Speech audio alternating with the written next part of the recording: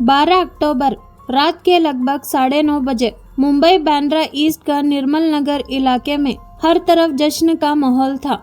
एक तरफ दशहरे का पर्व तो दूसरी तरफ टीम इंडिया का जोश। कोई नाच रहा था, कोई गा रहा था। महाराष्ट्र के पूर्व मंत्री बाबा सिद्दीकी अपने बेटे जीशान सिद्दीकी के ऑफिस के नजदीक एक गरबा कार्यक्रम में शिरकत करने के लिए पहुंचे थे। कार्यक्रम के चलते वहां पर लगभग 50 पुलिस कर्मी तैनात थे। वापस निकलकर वो अपनी गाड़ी में बैठने ही वाले थे कि अचानक सब जगह धुआं धुआं हो गया। उससे पहले कि लोग कुछ समझ पाते, गोलियों की आवाज से पूरा इलाका गूंज उठा। वहां मौजूद लोगों ने पहले तो इसे पटाखों की आवाज समझा, लेकिन जैसे ही धुआं चटा सबके होश उड़ गए। बाबा सिद्दीकी जमीन पर खून से लथपथ थे। उन पर जानलेवा हमला हुआ था। सिद्दीकी को 3 गोलियां लगी थी, जिसमें से 2 सीने में लगी थी। आनन फानन में उन्हें लीलावती हॉस्पिटल में भर्ती कराया गया, लेकिन उन्हें बचाया नहीं जा सका। सनसनीखेज वारदात में बाबा सिद्दीकी की हत्या कर दी गई। मुंबई के राजनीतिक और फिल्मी गलियारों में भोजल आ गया। सलमान खान सहित राज्य के तमाम नेताओं की जान खतरे में बताई जाने लगी। वारदात के बाद खबर आई कि लॉरेंस बिश्नोई गैंग ने बाबा सिद्दीकी की हत्या की जिम्मेदारी ली है। ये दावा भी शोभू लोनकर महाराष्ट्र नाम के यूजर के एक फेसबुक पोस्ट के हवाले से किया गया, लेकिन हम आपको बता दें कि ऐसे दावे की पुष्टि नहीं की जा सकती। सबसे पहली बात तो ये है कि इस नाम से कोई हैंडल फेसबुक पर है ही नहीं। दूसरी महत्वपूर्ण बात यह है कि ये पोस्ट का स्क्रीनशॉट फेसबुक इस्तेमाल करने वाले लोग जानते होंगे। ऐसे स्क्रीनशॉट तब आता है जब कोई पोस्ट लिखा जा रहा हो, न कि तब जब उसे पोस्ट किया जा चुका हो। यानी कि इस पोस्ट की प्रामाणिकता पूरी तरह से संदिग्ध है। लेकिन इसे पूरी तरह से झुठलाने से पहले एक बात पर गौर करना बेहद जरूरी है। शोभू लोनकर से मिलते जुलते नाम का एक शख्स लॉरेंस बिश्नोई गैंग में जरूर था। उसका नाम था शोभम लोनकर। इसी साल फरवरी में उसे अरेस्ट कर लिया गया था। हालांकि फिलहाल वो जेल में है या रिहा हो चुका है, इसकी जानकारी नहीं मिल सकी। पुलिस ने भी इस वारदात में लॉरेंस बिश्नोई गैंग का हाथ होने से इनकार किया है। जो आरोपी पकड़े गए हैं वो भी इसी तरफ इशारा कर रहे हैं। अगर बाबा सिद्दीकी की हत्या में वाकई बिश्नोई गैंग का हाथ है तो ये सलमान खान की मुश्किलें बढ़ाने वाली है। पूरे मामले को सलमान खान और लॉरेंस बिश्नोई के दुश्मनी से जोड़ करके देखा जा रहा है। बिश्नोई गैंग की तरफ से पहले भी सलमान खान को जान से मारने की धमकी दी जा चुकी है। इसी साल अप्रैल में सलमान खान के बांद्रा स्थित घर के बालकनी पर सुबह करीब 4 बजे गोलियां चलाई गई। हालांकि इसमें किसी को कोई नुकसान नहीं पहुंचा, लेकिन ये तो साफ था कि शूटर्स का प्लान सलमान को मारने का ही था। घटना के बाद पुलिस ने 4 आरोपियों को पकड़ा था, जिसमें से एक अनुज थापन की मौत पुलिस कस्टडी में ही हो गई थी। सलमान के लिए खौफ का दौर यही खत्म नहीं हुआ। पिछले ही महीने सलमान के पिता सलीम खान को दिन दहाड़े धमकी मिली। मॉर्निंग वॉक के समय एक महिला ने उन्हें धमकी देते हुए कहा था कि लॉरेंस बिश्नोई को बुलाऊं क्या। हालांकि पुलिस ने अपनी जांच में पाया कि उसने उसके साथ प्रैंक किया था। आगे बढ़ने से पहले जरूरी है कि हम बाबा सिद्दीकी को समझ लें।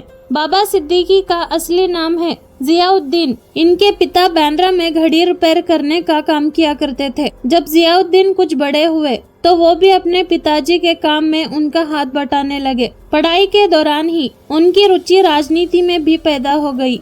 महज 20 साल की उम्र में साल 1977 में वो कांग्रेस के student wing national students union of India NSUI Mumbai के मेंबर बन गए। इसके बाद 1980 में बांद्रा युवा कांग्रेस के महासचिव और 1982 में अध्यक्ष बन गए। यहाँ से म्युनिसिपल कॉरपोरेशन से होते हुए वो महाराष्ट्र के सक्रिय राजनीति में पहुँच गए। वो बांद्रा वेस्ट सील से साल 1999, 2004 और 2009 में लगातार 3 बार विधायकी का चुनाव जीते। 2004 से 2008 के दौरान वो मंत्री भी रहे। हालांकि बाबा सिद्दीकी का दामन भी पाक साफ नहीं रहा। साल 2014 में मुंबई पुलिस ने बाबा सिद्दीकी पर PMLA एक्ट के तहत मामला दर्ज किया था। उन पर आरोप था कि साल 2000 से 2004 तक महाराष्ट्र हाउसिंग और एरिया डेवलपमेंट अथॉरिटी का चेयरमैन रहते हुए उन्होंने अपने पद का गलत इस्तेमाल करते हुए पिरामिड डेवलपर्स नाम की कंपनी को बांद्रा में विकसित हो रहे स्लम रिहैबिलिटेशन अथॉरिटी प्रोजेक्ट में मदद की थी। ईडी को शक था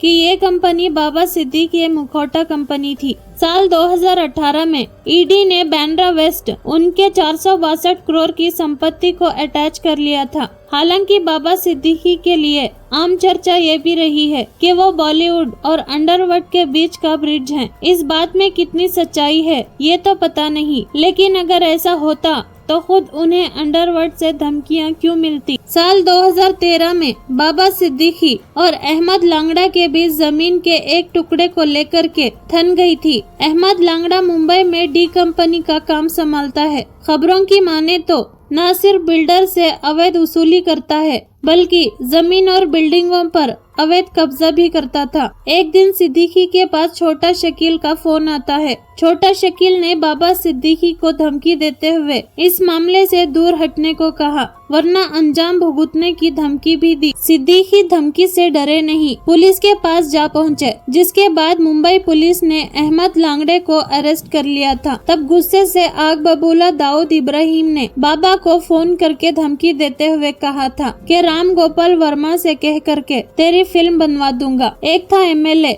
बाबा सिद्दीकी के मौत के बाद एक पूर्व अधिकारी एनके सूद ने ये कह करके सनसनी मचा दी कि बाबा सिद्दीकी बॉलीवुड और अंडरवर्ल्ड के बीच एक कड़ी थी। अगर वो यूपी में होते तो उनका एनकाउंटर करवा दिया होता। उन्होंने ये भी कहा कि ईडी उन्हें कभी भी गिरफ्तार कर सकती थी। हालांकि इस बात में कितना सच है और कितना झूठ है ये तो हम नहीं कह सकते, लेकिन ये जरूर सच है कि बाबा सिद्दीकी के बॉलीवुड से बहुत करीबी और मजबूत रिश्ते थे। लेकिन बॉलीवुड के इतने करीब आए कैसे? असल में शुरुआती दौर से ही सिद्दीकी के राजनीतिक कर्म भूमि बांद्रा रही। तमाम फिल्मी हस्तियां बांद्रा में ही रहते। जब सिद्दीकी राजनीति के दांव पेश सीख रहे थे, उनकी मुलाकात सुनील दत्त से हुई। दोनों ही कांग्रेस से जुड़े हुए थे। इसी दौरान दोनों की दोस्ती गहरी हो गई। बाबा सिद्दीकी का दत्त साहब के घर आना जाना हो गया। बाबा सिद्दीकी दत्त साहब को अपना मेंटोर मानते थे। उनकी हर डेथ एनिवर्सरी पर उन्हें याद भी करते हैं। उनके साथ अपनी तस्वीरें सोशल मीडिया पर पोस्ट किया करते थे। दत्त साहब के जरिए ही उनकी दोस्ती संजय दत्त से हुई। खबरों की माने तो संजय दत्त ने ही उनकी मुलाकात सलमान खान से करवाई। बाबा सिद्दीकी ने सलमान खान की मदद उस वक्त की थी जब उन्हें उनकी सबसे ज्यादा दरकार थी।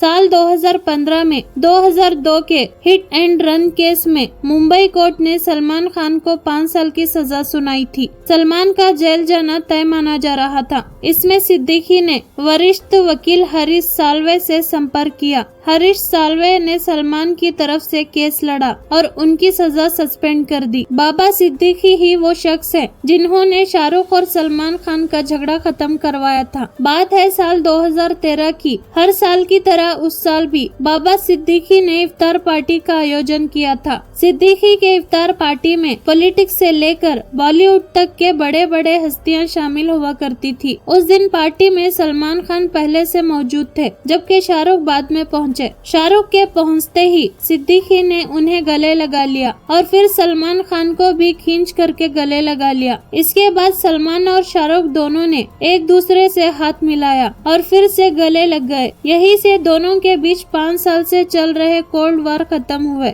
और इसका क्रेडिट गया बाबा सिद्दीकी के हिस्से। चुनाव आयोग ने अगले महीने महाराष्ट्र में चुनाव का ऐलान किया है। अब इसमें कोई दो राय नहीं कि बाबा सिद्दीकी महाराष्ट्र के राजनीतिक गलियारों में अच्छी खासी पकड़ रखते हैं। इस हत्या के बाद लोगों के दिमाग में एक बात जरूर आती होगी कि पुलिस सीधे लॉरेंस बिश्नोई से पूछताछ क्यों नहीं कर लेती। आपको जानकर के हैरानी होगी कि पुलिस चाहकर भी ऐसा नहीं कर सकती। इसकी वजह है गृह मंत्रालय का सीआरपीसी की धारा 268 के तहत जारी हो आदेश, जिसमें लॉरेंस को गुजरात के साबरमती जेल से कहीं और ट्रांसफर करने की अनुमति नहीं है। हालांकि आदेश अगस्त 2024 तक ही प्रभावित था, लेकिन जानकारी के मुताबिक इस आदेश को आगे बढ़वा दिया गया। बाबा सिद्दीकी को हाल ही में जान से मारने की धमकियां मिली थी, जिसके बाद उनकी सुरक्षा बढ़कर वही कैटेगरी कर दी गई थी। उनकी सुरक्षा में 3 पुलिस कांस्टेबल तैनात किए गए थे, लेकिन हादसे के वक्त उनके साथ केवल एक ही कांस्टेबल था। जानकारी के मुताबिक घटना वाली शाम को ही उनके सुरक्षा में तैनात 2 कांस्टेबल को हटा दिया गया था। यानी कि संभावना इस बात की भी है कि शूटर्स को इस बात की पहले से ही जानकारी हो चुकी थी। इसमें कोई शक नहीं कि मुंबई ने बहुत से खौफ भरे हुए दिन देखे। 90 के दशक में मुंबई पूरी तरह से अंडरवर्ल्ड के कब्जे में थी, लेकिन मिड 90s के बाद तेजी से अंडरवर्ल्ड का खौफ खत्म होने लगा। डीएनए में एक छपी रिपोर्ट के मुताबिक साल 2016 में अंडरवर्ल्ड से रिलेटेड केवल 2 केसेस दर्ज किए गए। पुलिस के मुताबिक इस गिरावट की खास वजह थी शूटर्स की कमी। जहां गैंग का मुखिया करोड़ों में सुपारी लेता था, वही शूटर्स को कुछ हजारों ही मिलते थे। ये वजह है कि शूटर्स धीरे धीरे ये काम करने से पीछे हटने लगे। साल 1999 में आया Maharashtra control of organised crime act के तहत तमाम अपराधी गिरफ्तार हुए, जिसके चलते मुंबई धीरे धीरे अंडरवर्ल्ड के चंगुल से छूटता गया। हालांकि इसका दूसरा पहलू भी हो सकता है। ऐसा संभव है कि अंडरवर्ल्ड ने अपने काम करने का तरीका बदल दिया हो, उसे पुलिस से बचने के रास्ते इजाद कर लिया हो। लॉरेंस बिश्नोई गैंग लंबे समय से चर्चा में रहा है। ज्यादा चिंताजनक बातें ये है कि लॉरेंस बिश्नोई के जेल में होने के बावजूद उसका गैंग लगातार सुर्खियों में बना हुआ है। यानी वो इतना मजबूत और हमारा कानून इतना कमजोर है कि वो जेल से ही अपना गैंग चला रहा है। जिस तेजी से लॉरेंस ने जुर्म की दुनिया में अपना कदम बढ़ा रहे हैं, वो कतई ही अच्छा संकेत नहीं है। कोई भी मुंबई को उन दिनों में वापस लुटते हुए नहीं देखना चाहेगा जब वहां पर अंडरवर्ल्ड का खौफ हुआ करता था। इससे पहले कि इसका कोई और शिकार बने, जरूरत है सही और बड़े कदम उठाने का। अब आपके मन में ये सवाल आ रहा होगा कि भाई लॉरेंस की सलमान खान से क्या दुश्मनी हो सकती है, तो इस मुद्दे पर जल्द डिटेल से अगली वीडियो में बताएंगे। आपको ये वीडियो कैसी लगी कमेंट करके जरूर बताइए। अगर आपने अब तक हमारे चैनल हिंदी क्राइम की कहानी सब्सक्राइब नहीं किया है तो जल्द से जल्द सब्सक्राइब कर लें। वीडियो को शेयर भी करें। तो मिलते हैं आपसे अगली वीडियो में। धन्यवाद।